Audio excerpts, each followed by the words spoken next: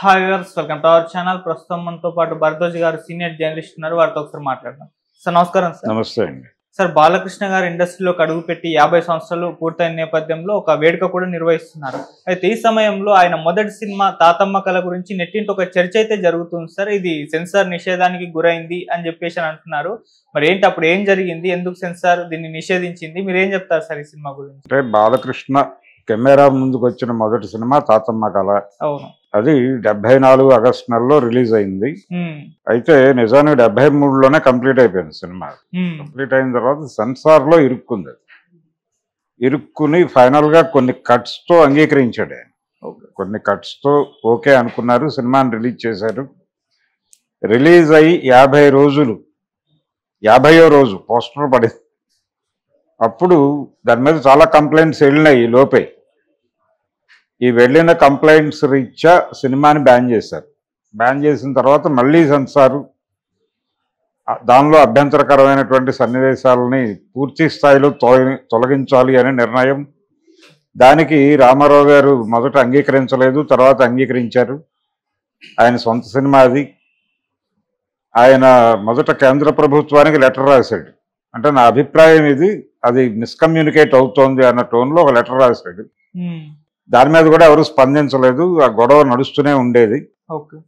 ఆ నడుస్తున్న టైంలోనే చివరికి ఆయన ఫైనల్గా 2 పాటలు చిత్రీకరించి ఈ సన్నివేశాలు ఏవైతే అభ్యంతరకరంగా ఉన్నాయో ఆ సన్నివేశాలు తీసేసి ఆ పాటలు కలిపి నిడివి తగ్గకుండా చూసి మళ్ళీ రిలీజ్ చేశారు 75 జనవరిలో. అంటే బాలకృష్ణ మొదటి సినిమా నిషేధానికి గురి కావటంతో పాటు 2 సార్లు రిలీజ్ అయింది. అదొక క్రెడిట్ ఉంది ఆయనకి. అంటే 74లో ఒకసారి రిలీజ్ అయింది, 75లో మళ్ళీ రిలీజ్ అయింది. అలా అదొక రికార్డ్. అంటే ప్రధానంగా ఆ సినిమాలో ఇబ్బందికరం అనిపించిన సన్నివేశం ఏంటంటే సందర్భం. అప్పట్లో ఇందిరాగాంధీ గారి ప్రభుత్వం బర్త్ కంట్రోల్ ఆపరేషన్స్, కుటుంబ నియంత్రణ అని ఒక కుటుంబ నియంత్రణ, అది తర్వాత 77లో జనతా పార్టీ వచ్చినప్పుడు కుటుంబ సంక్షేమ శాఖగా మార్చారు. ఇందిరాగాంధీ గారి రోజుల్లో కుటుంబ నియంత్రణ శాఖే అది. ఎర్ర త్రికోణం అని ఉండేది, 2 లేక 3 చాలు, అది నినాదం. ఇలా 3 తర్వాత కనుక ఎవరైనా డెలివరీకి వెళ్తే వాళ్ళ మీద ఏదో అంటే ఎట్టి పరిస్థితుల్లోనూ మీరు ఆపరేషన్ చేయించుకుని తీరాలి అని కొంచెం ఇన్సిస్ట్ చేసేవాళ్ళు. అలాగే గవర్నమెంట్ హాస్పిటల్స్కి కోటా విధించారు. ఇన్ని ఆపరేషన్లు చేస్తే మీకు శాలరీస్ వస్తాయి టైపులో. దీనికి సంబంధించిన ఒక సన్నివేశం యమగోళ సినిమాలో బయటకు వచ్చేసింది. ఒక డాక్టర్ని నరకంలో యముడి కోర్టులో విచారణ జరుగుతూ ఉంటుంది. ఏమిటి ఇతను చేసిన నేరం అని అడుగుతాడు ఆయన. యముడు పెళ్లి కాని వారికి అయిన వారికి కూడా బర్త్ కంట్రోల్ ఆపరేషన్లు చేశాడు ప్రభు అంటాడు చిత్రగుప్తుడు. ఓయి అనాచారి అంటాడు యముడు. అని ఇతన్ని సలసల కాగే నూనెలో అని శిక్ష విధించేబోతుండగా ప్రాసిక్యూటర్ హోదాలో రామారావు గారు ఎంటర్ అవుతాడు. ఎంటర్ అయ్యి అతను ఏ పరిస్థితుల్లో ఆపరేషన్లు చేశాడో కనుక్కోరా మీరు అని అడుగుతాడు. ఏ పరిస్థితుల్లో చేశాడు అంటాడు ఆయన. అంటే ఏమయ్యా ఎందుకు చేస్తావు నువ్వు అంటే, నెలకి ఇన్ని ఆపరేషన్లు చేయకపోతే జీతాలు ఇవ్వనన్నారండి, పిల్లలు గలవాడిని ఏం చేయాలో అర్థం కాలేదు, అందుకని 2-3 అటు ఇటు జరిగితే జరుగుండొచ్చు అంటాడు. అది పరిస్థితి. అంటే ఎవరు చేయమన్నారు అని అడుగుతాడు ఏముడు. ప్రభుత్వం అంటాడు ఆయన.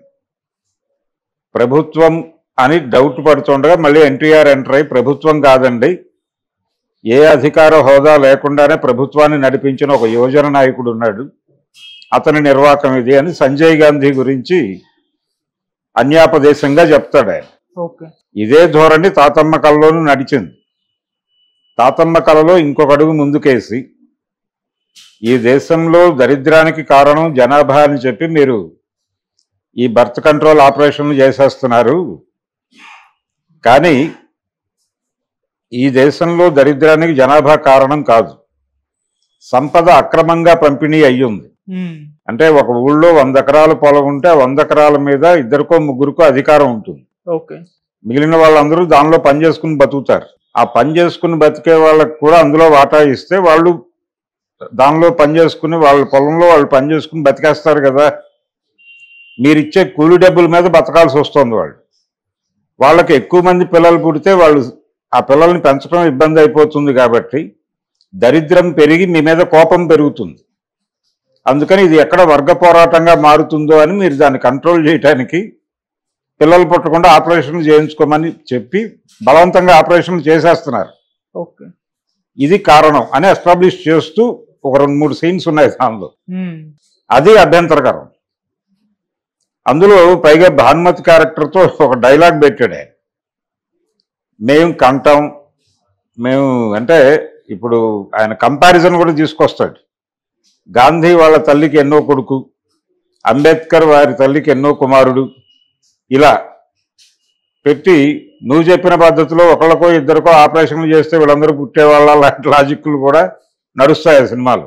ఓకే, ఇవన్నీ టోటల్గా అభ్యంతరకరం అని అప్పుడు ముందు సెన్సార్లో గొడవయ్యే సినిమాని రిలీజ్ చేసుకున్నాడు ఆయన.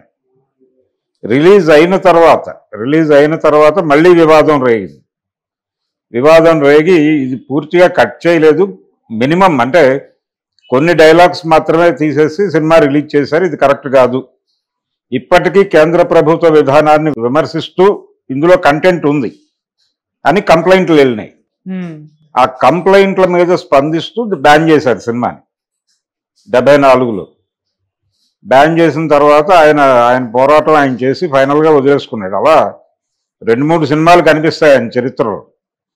ఆ సినిమా, దానికి ముందు ఆయన 200లో సినిమా కోడలు దిద్దిన కాపురం కూడా సెన్సార్ యుద్ధం చేసే తెచ్చుకున్నాడు ఆయన. ఓకే, అయితే అప్పుడు పెద్దగా కట్స్ పడలేదు, అప్పుడు మామూలుగానే వదిలేశారు.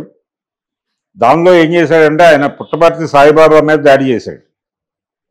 పుట్టపర్తి సాయిబాబాది మోసం అనే పద్ధతిలో సినిమా ఎస్టాబ్లిష్ చేశాడు. దాని మీద సాయిబాబా భక్తులు అటాక్ చేశారు ఆ సినిమాని. అటాక్ చేస్తే ఆయన పద్ధతిలో కోర్టులో యుద్ధం చేసి తెచ్చుకున్నాడు నరసరాజు గారి సహకారంతో. డివి నరసరాజు గారి ఐడియా ఏంటంటే, అది ఏ ఉద్దేశంతో మీరు ఆ క్యారెక్టర్ని, సచ్చిదానంద అనో క్యారెక్టర్ ఉంటుంది అందులో, సత్యనారాయణ చేశాడు. అది సాయిబాబాని పోలి ఉంది అనేది వాళ్ళ అభ్యంతరం. ఎలా మీరు సాయిబాబాని పోలి ఉంది పాత్ర అని చెప్తున్నారు అని అడిగాడు. అడిగితే వాళ్ళేం చెప్పారు, ఇది ఆయన హెయిర్ స్టైల్ అలా ఉంది అని. హెయిర్ స్టైల్ అలా ఉంది అని ఎలా చెప్తారు, అది మాయల పక్కీర్ విగ్గు మేము వాడింది. మాయల పక్కీర్ హెయిర్ స్టైల్కి సాయిబాబా గారి హెయిర్ స్టైల్కి ఏమైనా పోలిక ఉందేమో మాకు తెలియదు. మేమైతే ఈ వాడిన విగ్గు మాయల పక్కీర్ విగ్గు, జనరల్గా అన్ని సినిమాల్లోనూ వాడేదే, మేము కూడా రెంట్ కట్టి తెచ్చుకున్నదే అని అవన్నీ సమర్పించి ఫైనల్గా వాళ్ళు సర్టిఫికేట్ తెచ్చుకుని సినిమాని రిలీజ్ చేసుకున్నారు.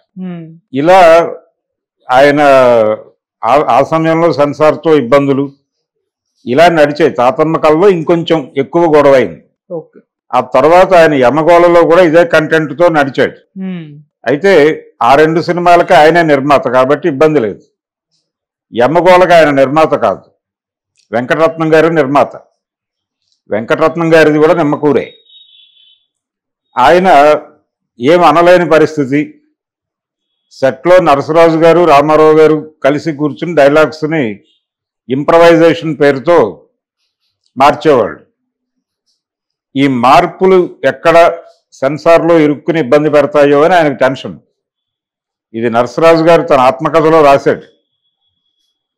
వెంకటరత్నంకి నిద్ర ఉండేది కాదు, టెన్షన్తో ఉండేవాడు. సినిమా ఫైనల్గా రిలీజ్ అయ్యి, ఇక్కడేమో కాంగ్రెస్ ప్రభుత్వం, వెంగళరావు గారు సీఎం, ఈ సినిమా నిండా కాంగ్రెస్ పార్టీ మీద దాడి. సినిమా ఆపేస్తే ఏంటి పరిస్థితి? అప్పటికి హైయెస్ట్ బడ్జెట్ సినిమా అది. యమలోకం సెట్లు ఇవన్నీ వేసి తీశారు. సినిమా ఆగిపోతే అనేటువంటి ఒక సందేహంతో నిద్ర పట్టేది కాదు వెంకటరత్నానికి. ఫైనల్గా సినిమా రిలీజ్ అయ్యి, సెన్సార్ పూర్తి చేసుకుని రిలీజ్ అయ్యి హిట్ టాక్ వచ్చిన తర్వాత అతను కంటి నిండా నిద్రపోయాడు అని రాస్తాడు ఆయన. అలా అదొక వివాదం. దాని మీద కూడా ప్రయత్నం చేశారు, సినిమా ఆపుదామని, అవలేదు. అది వెళ్ళిపోయింది. ఆ తర్వాత కూడా ఆయన కాంగ్రెస్ పార్టీ మీద తన సినిమాల్లో దాడి చేయటం అనేది చాలా మామూలుగా నడిచేది. ఇందిరాగాంధీని టార్గెట్ చేసి ఆయన సినిమాలో ఒక పాట పెట్టుకున్నాడు. రోజులన్నీ మారే నీ పోజులు ఇంకా ఆపవే, డబ్బులున్న బొమ్మ నీ డాబులు ఇంకా చల్లవే, కోడి గొంతు నొక్కి తొలి పొద్దునాపలేవే లేవు, ఇలాగా ఓ పాట పెట్టి ఇందిరాగాంధీని టార్గెట్ చేస్తూ, అంటే హీరోయిన్ ఏడిపిస్తూ పాట. ఓకే. కానీ అది కళ్ళు మూసుకుని వినేవాడికి ఇందిరాగాంధీ కనిపిస్తుంది. అలాంటి మ్యాజిక్లు అవి చేసేవాడే వాంటెడ్గానే.